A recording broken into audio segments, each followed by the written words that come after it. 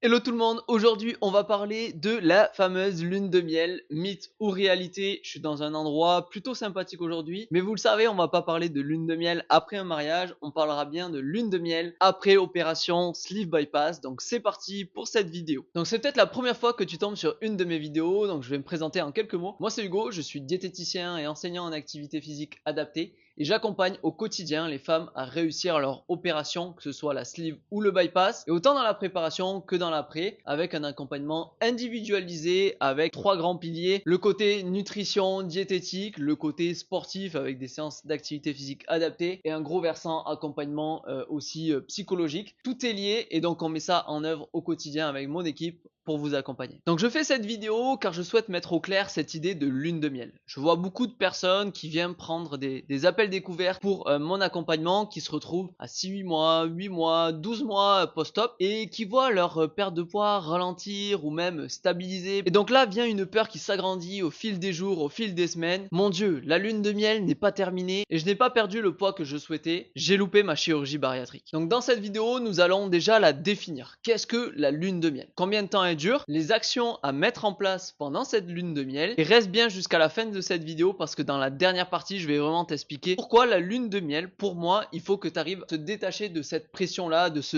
timing là, parce que c'est la pire erreur que tu peux faire. Et même si cette lune de miel existe ou qu'elle s'arrête, il y a des solutions. Donc commençons par le commencement. La lune de miel, c'est une perte de poids plus rapide et plus facile pendant une durée de 8 à 2 ans après l'opération. Bien sûr, cette perte de poids est décroissante, on va perdre beaucoup plus au début et ça va tranquillement ralentir jusqu'à ta phase de stabilisation où ton poids et ton corps se sentent bien, se sentent à l'aise. Et généralement, quand on se rapproche de ce poids de stabilisation, on a une descente, donc on touche le poids le plus bas, et une petite remontée, ce qu'on appelle le petit rebond post-chirurgie, équivalent à 10% des kilos perdus. Mais encore une fois, ces 10%, c'est pas une généralité. Toi, tu peux trouver directement ce poids stabilisé et maintenir après sur le long terme. La deuxième chose à savoir, c'est que pendant cette lune de miel, la perte de poids est plus facile, oui, mais elle n'est pas rectiligne. Lorsque tu perds du poids et de manière assez importante, c'est obligatoire et nécessaire pour ton corps de faire des paliers, ce qu'on appelle les paliers de stabilisation. Ta perte de poids ne sera jamais rectiligne, linéaire, jusqu'à trouver ton poids de forme et après stabiliser. Il va avoir des descentes, des stabilisations, voire un petit peu des montées, des pertes, et c'est un processus de perte de poids normal. Donc déjà, si tu arrives à intégrer cette information, ça te permet de prendre aussi un peu plus de recul, que pendant cette phase de perte de poids, ton poids peut stabiliser pendant plusieurs jours ou plusieurs semaines. Et c'est aussi pour ça que si tu me suis sur les réseaux, que tu regardes mes vidéos YouTube, que je te rabâche sans arrêt, que plus tu t'éloignes de l'opération, plus il faut se détacher de cette balance et de ce poids. Parce que d'une, c'est pas le plus important, et plus tu regardes souvent le poids, plus tu vas avoir ces phases de stabilisation ou ces remontées, alors que c'est un processus normal. Donc moins tu te pèses,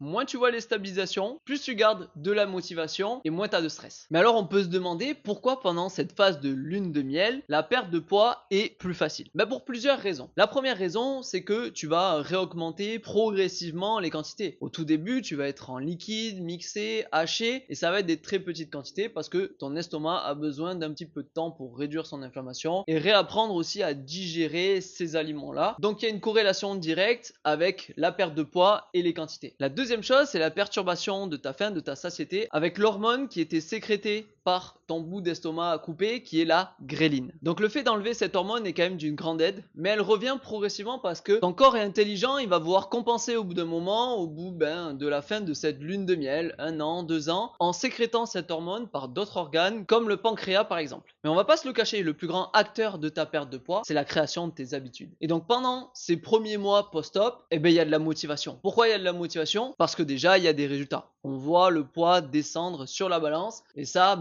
ça aide grandement. Mais aussi le deuxième facteur, c'est qu'il y a du suivi qui est quand même plus rapproché sur les premiers mois post-op. Et donc ce combo fait que ces habitudes ou ces actions que tu mets en place au quotidien sont instaurées. Et donc c'est un cercle vertueux où tu montes sur la balance, tu vois le poids qui descend, tu es motivé, tu mets en place les actions et ainsi de suite. Et donc ça fait une super transition sur mon avis sur la lune de miel. Pour moi, c'est une énorme connerie de prendre en compte cette lune de miel pour plusieurs raisons. La première chose, c'est de croire que la perte de poids est plus facile pendant cette phase-là. C'est faux. Tu dois mettre en place des actions bien avant ton opération, pendant ta phase de préparation. Puis tu dois le maintenir pendant les premiers mois et les années qui suivent ta chirurgie bariatrique. Et donc c'est super important de comprendre qu'il ne faut pas attendre de perdre du poids pour mettre en place les actions et les habitudes et commencer à travailler sur soi et mettre en place une activité physique adaptée, travailler sur ses émotions, son alimentation. Ça commence bien avant l'opération. Et la deuxième chose, et que je vois de manière fréquente, et c'est pour ça que je fais cette vidéo quand vous m'envoyez des messages sur Instagram ou que vous faites des appels découvertes, ce n'est pas parce que ça fait 8 mois, 12 mois, 24 mois et que dans votre tête la lune de miel est finie, que votre perte de poids est terminée et que vous ne pouvez plus perdre de poids. Parce que qu'est-ce qui se passe dans votre tête à ce moment-là? J'ai fini ma perte de poids, il me reste 5, 10, 15 kilos à perdre et donc j'ai raté ma sleeve ou mon bypass. Et ce moment-là est désastreux et m'énerve, peut-être que vous l'entendez au son de ma voix. Mais qu'est-ce qui se passe à ce moment-là? Eh ben je retombe à ce moment-là dans mes travers. Je vais un peu plus sur la balance, contrôler mon poids, ou je vais éliminer mes quelques plaisirs que j'avais avant, ou je vais supprimer les collations. Et donc à ce moment-là, il y a un tournant qui se fait. Vous étiez sûrement en phase de stabilisation, peut-être que la perte de poids n'était pas terminée, mais ces actions-là de contrôle, de frustration, de restriction, c'est ce qui au final va vous amener à une stabilisation définitive, voire même à une reprise de poids. Et donc maintenant qu'on a vu le problème, je vais quand même vous apporter les solutions et c'est le but de cette vidéo. Donc la première chose, c'est de ne pas tomber dans ce que je viens de dire, le contrôle, la frustration. Donc j'essaie de me détacher de la balance et prendre d'autres indicateurs de progression comme les pantalons, comme les mensurations, les photos, parce que il se peut, et je vois souvent le cas, que même si le poids stabilise, les mensurations peuvent diminuer.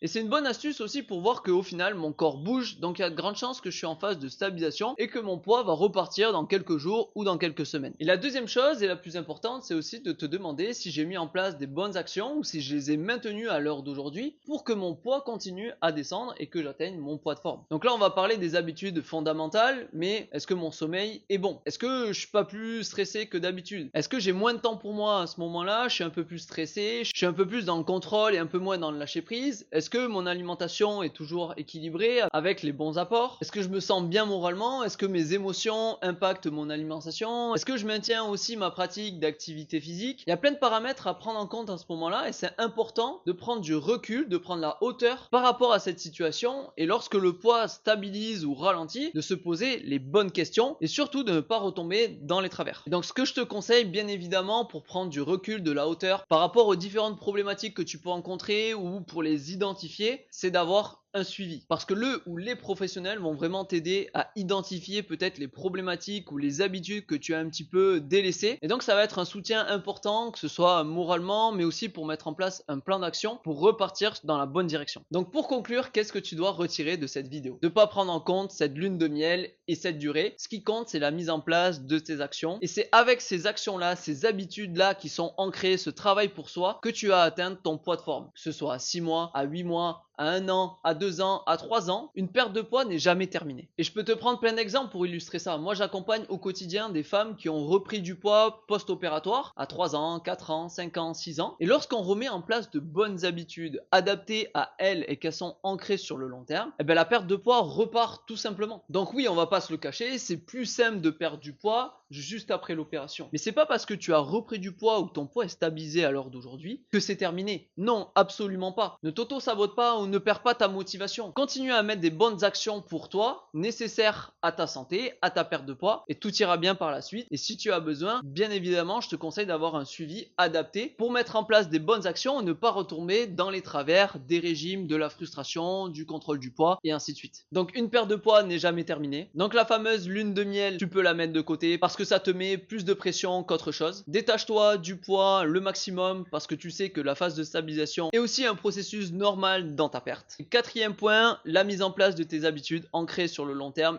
et le suivi pour que cette perte de poids et même cette perte de gras se passe de la meilleure des manières pour atteindre ton poids de forme. Donc si à l'heure d'aujourd'hui tu penses que cette lune de miel est terminée, que tu souhaites encore perdre 5, 10, 15 kilos de gras et que tu n'as pas atteint ton poids de forme ou que tes habitudes ne sont pas ancrées, tu as tendance à retomber dans les travers et tout ça te fait peur, sache que c'est pas terminé et que je peux t'aider dans ce processus-là. Et c'est ce que je fais au quotidien avec les femmes que j'accompagne. Donc, dans la description, je vais te mettre un lien. Tu peux prendre rendez-vous pour ce que j'appelle des appels découvertes avec moi, prendre de la hauteur par rapport à tout ça et voir les axes d'amélioration que tu peux mettre en place pour que tu sortes de cet appel avec un plan d'action à mettre en place. Et comme ça, ce sera aussi l'occasion que je t'explique un petit peu ce que je fais au quotidien pour accompagner les femmes. Et donc, si tu sens que tu as besoin d'accompagnement pour mettre en place ce plan d'action, je me ferai un plaisir de te le présenter à ce moment-là. Donc, c'était un sujet vraiment que je voulais aborder et qui est important pour moi, mais aussi pour vous, pour sortir de cette pression avec le poids. Donc j'espère que cette vidéo t'a vraiment aidé. N'oublie pas de t'abonner et de liker si c'est pas déjà fait. Et je te retrouve très très vite pour une prochaine vidéo. Bye bye.